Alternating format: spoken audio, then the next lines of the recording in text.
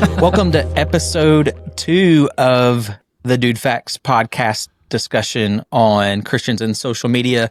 Today, we are going to be looking at the topic of keyboard courage or kingdom kindness. Do you like all the alliteration there? It's because I went to seminary. That's my dog barking. No, your dog loves it. He loves it. So we're going to be tackling one of the trickiest battlegrounds of modern communication, the internet. And it's no secret that something about a screen, a keyboard in front of us, it can turn even the most soft-spoken introvert into one of the loudest, boldest critics out there. Someone quick to comment and slow to consider. But as followers of Jesus, we're called to a different standard. In this episode, we're exploring how to engage online with both truth and tenderness, seasoning every post with grace and tact. Whether it's a fiery comment thread or a heated DM, that's direct message. For you guys that don't understand internet lingo. We'll look at what Scripture says about our words, why they matter, and how we can use them to build up instead of tear down. So grab your phone, your Bible, and a little bit of humility. We're diving into the tension between digital boldness and kingdom kindness. All right, so it is good to have you back with us this week. Last week we had a great conversation on just getting into the impact a little bit that Christians can have on social media, that it can be a great place to share about life and to document things that go on and to love each other and encourage each other and to share the gospel. But it's also definitely a place where we can lose our witness and where we can misrepresent Christ if we're not careful. And so this episode gets into a little more than the nitty-gritty of that. And what are some parameters that we can put in place to the nitty-gritty? The nitty-gritty. The nitty-gritty that we can put into place as we interact online.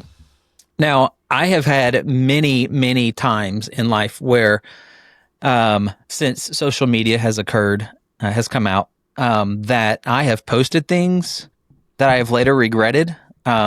There's definitely things, and most of those things are like my early years on Facebook. I don't know if you ever go back and read, like, or you get your memories from 10 years ago, and you're like, I posted that I was sitting somebody down. Left a turd on the bathroom floor. Yeah.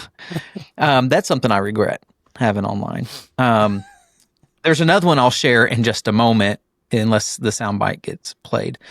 But I did want to start there. Have you guys ever had a time where you have put something out on social media, whether a post on Facebook, Instagram, X, Twitter, whatever, that you came to regret down the road? Yeah. As somebody who's frequented blogging, there's been times where I've put a post up and it's clear through the comments that people have misread my intent or really the entire message. And I go back and read it and I look and I think, okay, maybe it's the way I worded it, because there's so much you can't get in a post, like tone and really all the context of what is leading you to feel this, the way that you are about something, and especially in a small tidbit. So yeah, quite a bit in that regards. But a specific example, very early on in my tenure at First Baptist, I sometimes would default too much to humor in a way where it was probably reckless with the people reading things. And I remember one time we were going out to dinner on Wednesday nights, I think in the summertime or something, after our Wednesday nights. And we went to Don Poncho's. Oh. And as soon as we left, there were sirens and we were under a tornado warning or something. And I got to the restaurant and I was waiting. I was one of the first ones. And I jokingly put as my Facebook status, "Is it bad to text while driving in a tornado?"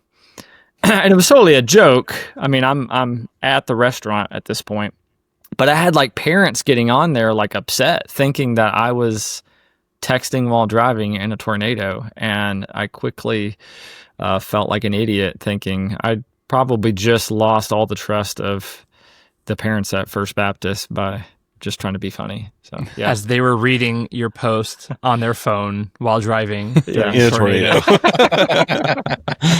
Angrily replying. Yep. I had the misfortune to for social media to come about during my formative years. There's a lot of teen angst and emotion that comes with that.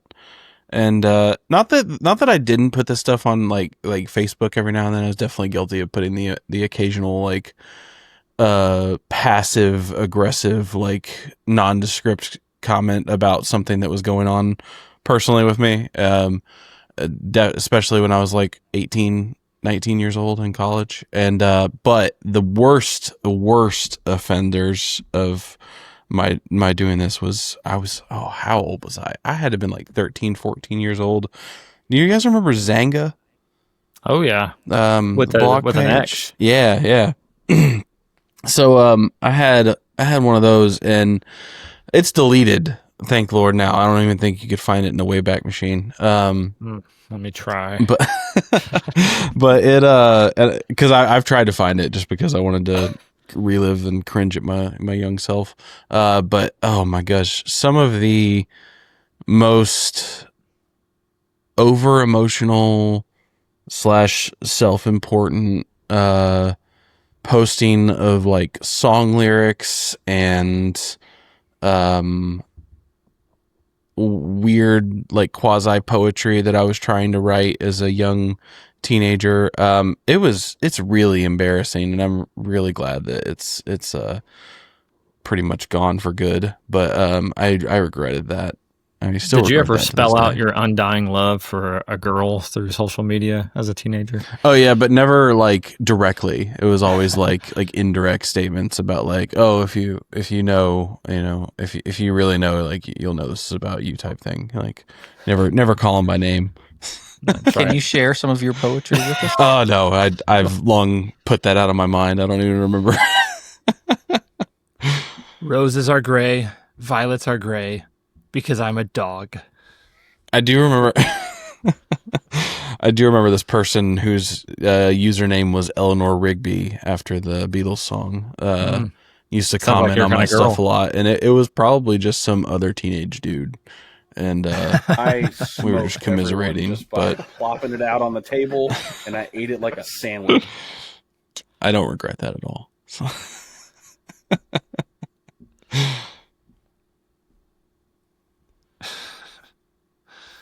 There's an instance where I quoted Helen Keller. Quoted. I want to look for nipples on nuts. I didn't realize I was muted. I said something that I thought was really funny in the moment. It's probably not now. You still can. You can It's say okay. it again. It's better when you repeat it the second time. I was just saying, all four of us have several sound bites at the ready here in our media, on our media board, of things that we wish we had never said. It's probably true. Yeah. Grant, do you have something that you've ever put out there other than the Helen Keller statement? That was pretty good. That was it. Yeah. I kind of just rolled my whole, I think the joke was, according to Helen Keller, quote, I just rubbed my forearm on the keyboard, let whatever come out. Have y'all seen the video that's gone around about the Helen Keller Broadway musical? I can't No. imagine. You gotta look it up. It's Google. it's the girl sitting there, and there's music, dramatic music playing, and it's probably like she may be a stand-up comedian, and this is just one of her bits. She sounds But- more like a sit-down comedian. She was sitting down. Oh, She was good. sitting down. But you would feel like the music build, and like she's getting ready to just sing out, and it kind of pauses, and of course she does nothing and just sits there. But the way it's done is really funny. So look that up. It's like the video. Who are we? Deaf. What do we want? Hearing aids. When do we want them? Hearing aids. So when I was at First Baptist with these three guys, there was another guy on staff named Greg Moore who had a convertible Mustang. Oh, yeah. And you know where this is going. And we all went out. and we went out for lunch. I know Jeff was Yeah. in the car. I was there with you. That Were you was in that? right at the beginning of the summer. Yeah. Okay. I couldn't remember who all was with us. And so I'm not driving, but I have probably a BlackBerry at that point because we all used our Oh, budgets yeah. to buy BlackBerries. And I posted on Facebook cruising topless through the CLV, and I may have tagged Greg and Jeff. I'm not sure. Well, we get back to the church, and I get called into the pastor's office. And I'm like, what's this about? You know? And somebody had sent that to him. You know, one of the people that polices our Life. social media accounts. There was a And- team, I think. They were, Yeah, I'm sure there was a team. It's like SWAT. That's all they did. And he said, "What was this about riding topless through the CLV?" And I was like, "Oh, well, we were in Greg's convertible, and the top was down." He's like, "I don't know if that's very appropriate to share online. People might think you're riding without your shirt on." To which I was thinking, well, so you know, but I did end up having to go back and delete that. But Could you imagine The Roger legacy and lives Bill on. Graham riding topless, topless. through the CLV, like literally no shirts? wearing thongs. Up until then, Sandals. Yes. Whitey Bulger.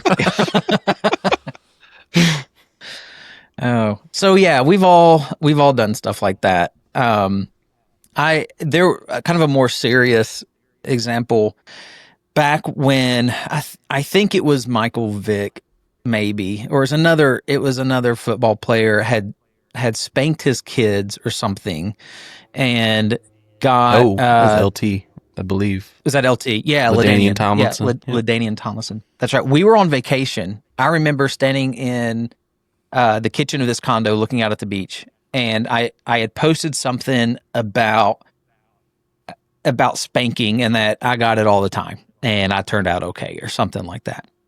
And oh my goodness, like I didn't know all the details of the story, but I got all these comments and messages and text messages from people saying you really shouldn't joke about this. And I didn't get it until later that he was actually being abusive. Like it was much more than just a spanking, I guess, as we would know. And so I had to issue. It was cancel culture at its earliest. I had to issue a public apology that I didn't realize these things, didn't mean to make fun of it. But I think a lot of times because of what social media is, and that everyone has an instant platform with the world, that we feel like if we have something in our mind, we should say it, and people need to hear it, and it's important, and so I might as well just put it out there. And that can lead to a lot of painful things, a lot of unfortunate situations. Can you guys remember maybe recently in your interactions online of just maybe you weren't a part of it, but you just saw, a post blow up and just go off the rails because of things that people were just spewing out there in the comments? Is there anything recent maybe you've seen? We talked about Sydney Sweeney last week.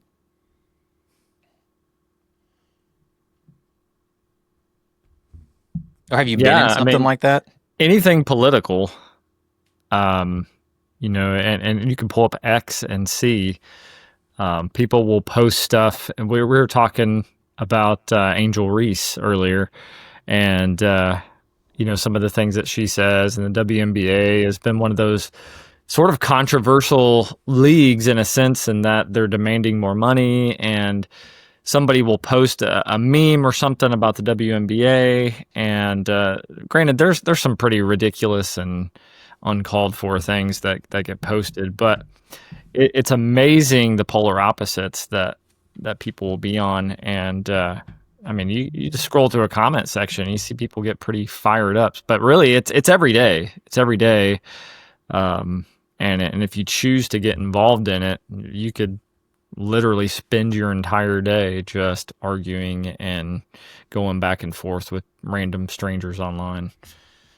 I feel like I see on TikTok specifically, but it happens everywhere. But I see this on TikTok quite a bit, where people like a clip of somebody's like recording an interaction in like a grocery store or at a gas station or something like that. You know, something that happened to them, and it goes viral, and then everybody and their dog online is commenting on it and like taking sides on what happened and like saying all this stuff like, well, like this person did this and this, and no one knows anything. Like, it's like there's no accompanying information. Everyone's just like taking this like 10-15 second clip and then assigning their own thoughts and ideas to it as if those are, you know, the truth and what actually happened. And people just argue about it and then it'll come out later that like it was completely different, like it was completely misrepresented, or, you know, it was not what everybody thought, but everybody's so sure that they think they know what's going on, and then it just causes just everyone to go down this rabbit hole of just being at each other's throats.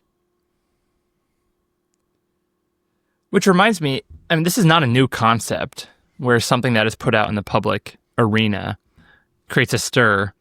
The War of the Worlds radio podcast, you guys know that history? So in 1938, October 30th, 1938, the War of the Worlds radio broadcast caused significant public outrage and panic among listeners who believed the fictional Martian invasion to be a real news event. Obviously, it was before television, and people were just listening to the radio for their entertainment. So people heard something, had their take on it, obviously didn't have the public forum to respond, but took to the streets telling all their friends, and panic ensued. So there's something in human nature where we want to panic. We want to freak out. It feeds something inside of us. It's probably that God-shaped hole that should be filled with peace and perspective and respect, but we fill it with nonsense, craziness, self-importance, and word vomit on anything we can get our hands on. So what is it about human nature? So the people doing it's not new. It's not something that just came up, right? What is it about human nature that that social media though has really put on display? What is it? Let me ask that differently. I'm sorry. What is about social media that puts that desire in people out there so publicly and so often? Because you're like, it's people will argue about anything and they'll do it all the time, no matter what. And you'll hear things said online that you know that someone would never say to someone else's face, but they'll type it out. What is it about the internet? What is it about social media that gives people this boldness? It's like people don't feel like they have to face the same consequences, even though in many regards they can. But I think also it's similar to the group of kids in a classroom who are all vying for attention, and they're trying to talk over each other, and it just keeps getting louder, and the responses are interrupting each other. And I think social media is set up the same way, where it's so instant and people see it and it's seen by masses, and there are so many who want to try and get their thought process out louder and faster than everybody else, which leads to a lot of speaking before thinking or speaking before reading. And people are a little bit more bolder, like we said earlier. They might be completely introverted because they can do it behind the veil of a computer screen and with a keyboard, rather than have the face-to-face confrontation, if you will.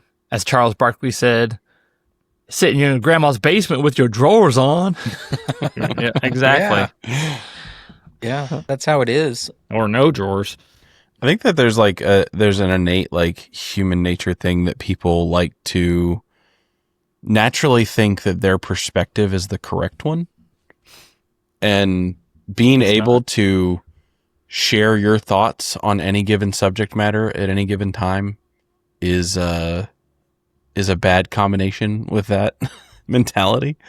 So it's very easy for people to just put something out there or respond to something, and they think that they've got it all figured out and that they're the smartest person in the room, and they will defend that until the end. And you see the way that people act when they feel like they are righteous in a sense in the side of a conversation. And the other thing about it too is before social media, we were all ignorant for the most part as to what people were truly thinking. I mean, every once in a while you'd hear people, talk very boldly in terms of their opinions or a particular subject. But for the most part, unless we just work with somebody very closely or around somebody all the time, as far as the masses go, you didn't really hear every single intimate detail about what people thought on a given subject. And so it was like ignorance is bliss. But now we hear everything that everyone believes. And for some reason, I don't think our minds can handle it. It's like we can't believe there are other people out there who have these opinions and thoughts that are so different than ours. And it's like what you said, Ryan. We all think we have the right, opinion and perspective on things. And if we're not careful, we can get caught up in that and, again, become quick to speak and slow to listen. Yeah, the idea of there being something between us and that person or whoever we're talking to, whatever we're talking about, it just makes us a lot more bold and stupid. But we will. Yeah, the idea of conflict. Someone had used that word earlier. Like that for me. Like I don't like conflict at all. I avoid it. The positive end is that I'm a peacemaker. The negative end is that I avoid conflict. And but there's something about, even for me, I noticed there's something about online that I might push buttons more easily on a topic or with a person. Like I'll know, hey, that person's going to see this and it's going to push their button. I would never do that. Like in real life, I would in front of their face agree with everything they say. That's a struggle that I have because I want to maintain the peace, as healthy or unhealthy as it is. But there's this whole area of study on the psychology of communication online between people, or how people communicate online, and what happens, not just psychology, but in their physiology as well. That there's very real effects that our interaction online, especially if we're just trying to push our way, argue, prove a point, that it does to us physically. And you can only imagine then what it does spiritually if we're kind of being driven by, well, I've got to prove that I am right. I've got to prove my way. Now, there's a rub here for Christians because we are supposed to speak the truth about who God is, about who his son Jesus is, about the gospel, and just about life in general. That we're called to not lie. We're called to not bend the truth, but to speak the truth, but to do so in love. And kind of the two words moving forward that I want us to maybe kind of flesh out of, okay, how do we do this? Are the words tone and tact. Because I think there's things that we might want to say that are important to say. And since you're typing things out and people aren't hearing your voice and how you're saying things, we have to be very concerned with the tone we use and being very tactful as well. Because I know we've probably all been, like Jeff, you talked about the example of texting while driving in a tornado. Well, if the parents were there with you and could see, and they would understand. But something is definitely lost in communication when we're online. So we know there's issues. We know there's problems. We know we can get a lot of courage when we're sitting behind our keyboard to do and say things we might not do face to face with people.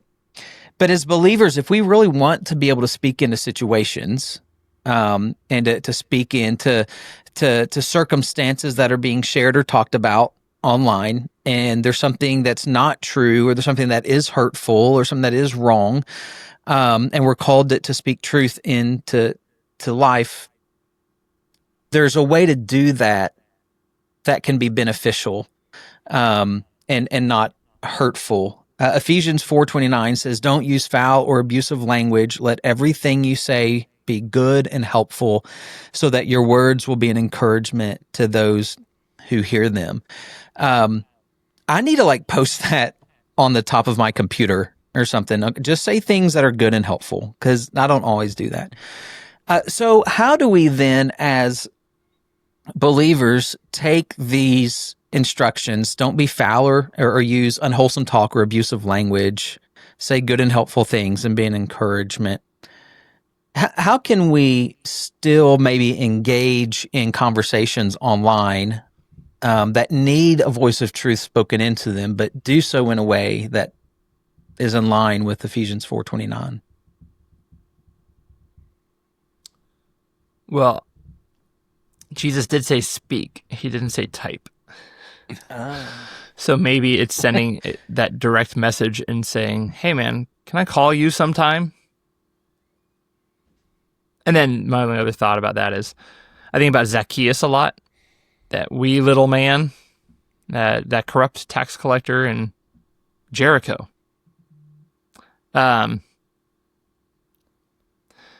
But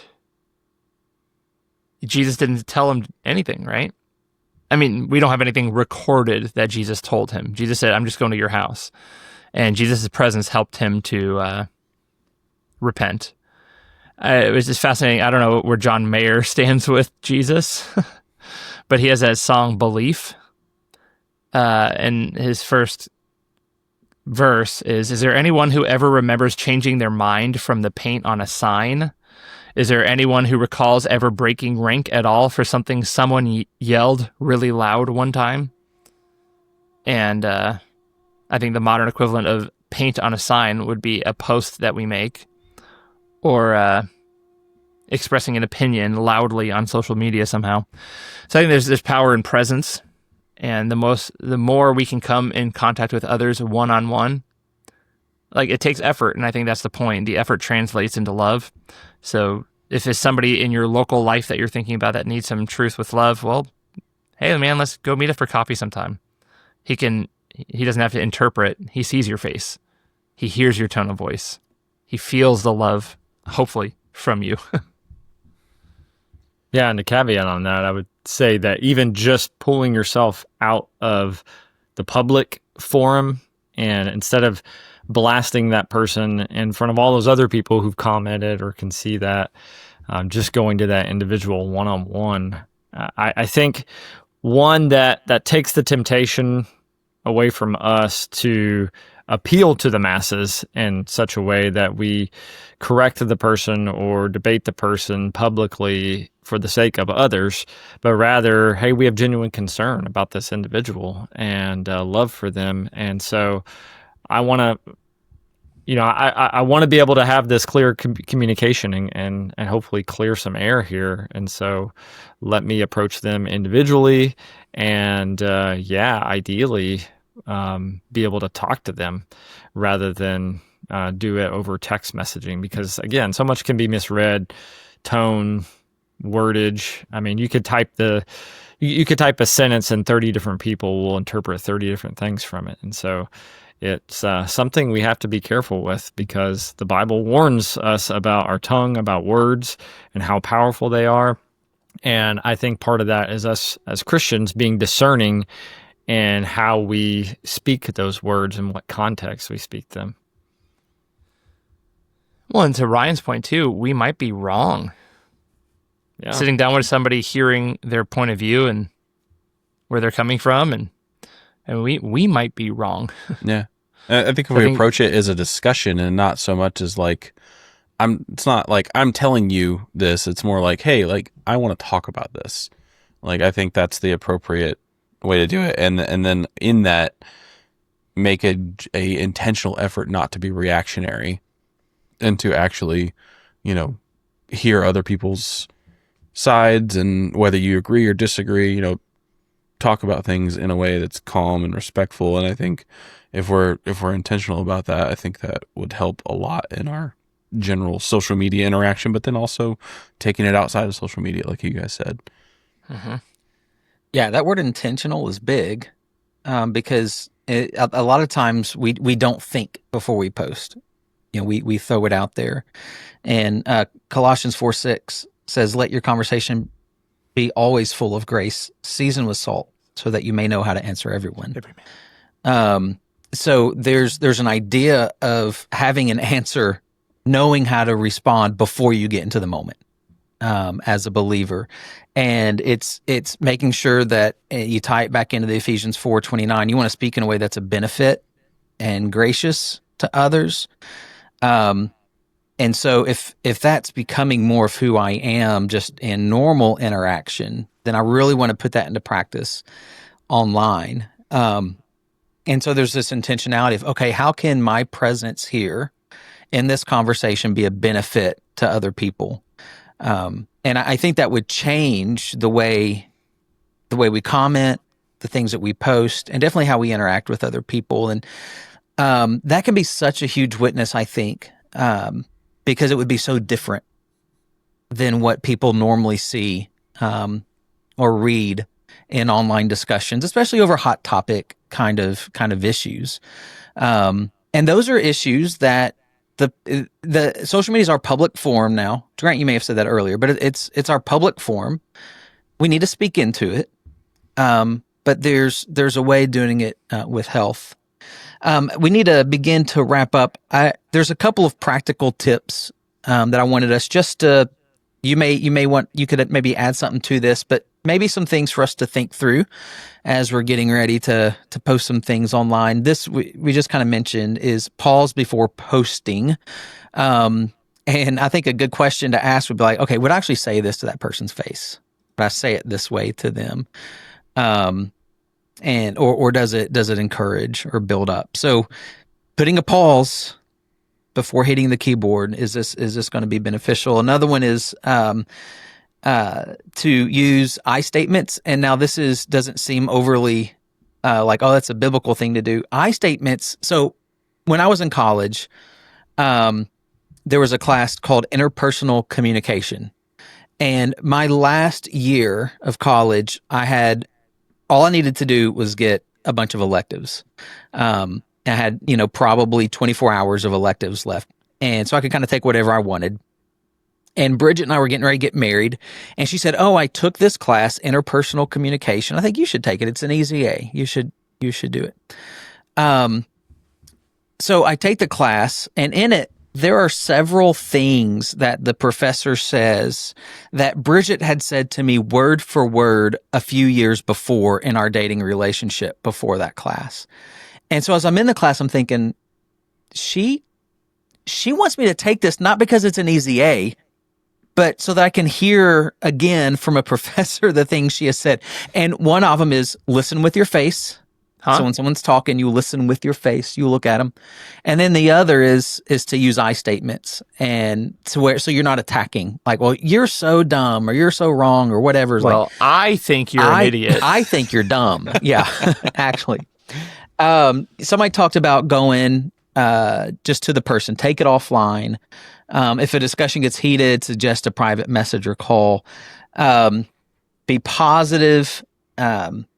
Like just lead with kindness, and let that be kind of the first thing that comes out. Hey, I love how you view things, or I love your passion about this. Have you thought about? Because I think might be a good way. And then pray before engaging. I don't know why I don't do that more often. I really don't even think a lot of times about when I get on social media to pray and say, God, would you use this as an opportunity for your love to be shown and shared? So there are some things that maybe we can begin to put into practice. And I just want to put a challenge out this week for our listeners to, before you post, pause and think about what you're going to say, and does it give grace, and lead with kindness. And I'd love to hear some stories of maybe where God has worked in your interactions online. So if you do that and you have something you want to share, leave it in our comments, maybe link us to it, and let us know. Maybe we can talk about those next week on the podcast. So we do need to go ahead and wrap up for today. And next week we'll be coming back to hit this topic from a different angle. So we do hope that you will return next Tuesday to get episode 3 of our discussion on Christians and social media. All right. Talk to you guys later. Just punch that sugar in the face. Things you shouldn't do. Punch On a cougars in the face. buffalo.